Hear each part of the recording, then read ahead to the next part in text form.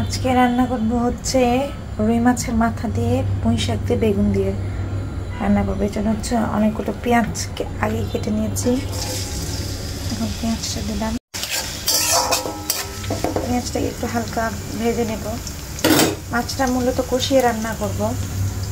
ছোট ছোট ডিম ছিল, এগুলো হচ্ছে পেঁয়াজের সাথে হালকা একটু ভাজা দিয়ে নেব। বড় চামচে 1 চামচ আদা রসুন বাটা দিলাম, বাটাটা 2 চামচ দিলাম।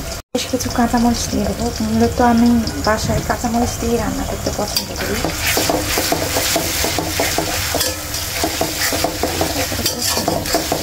দিচ্ছি 1/2 চামচের মতন লবণ, 1 চামচ জিরার গুঁড়া, এটা হচ্ছে ভয় পায়, 1 চামচ হচ্ছে মরিচের গুঁড়া, 1/2 চামচ হলুদ গুঁড়া। সব কিছুকে আমরা খুব সুন্দরভাবে কষিয়ে নেব। এরপর হচ্ছে এই জন্য মাছগুলোকে দিয়ে দেবো। মাছগুলোকে তো আমি কিন্তু ভাজিনি, আমি একটু পানি দিচ্ছি। সব কিছুকে ভালোভাবে কষিয়ে নেব।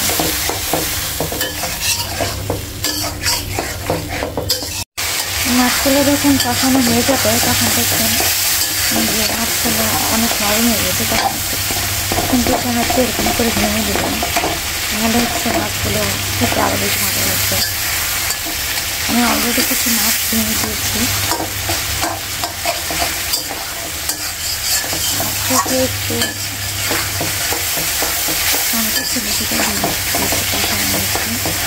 এগুলোকে সুন্দরভাবে কষিয়ে নেওয়ার পরে আমরা এখানে সবজি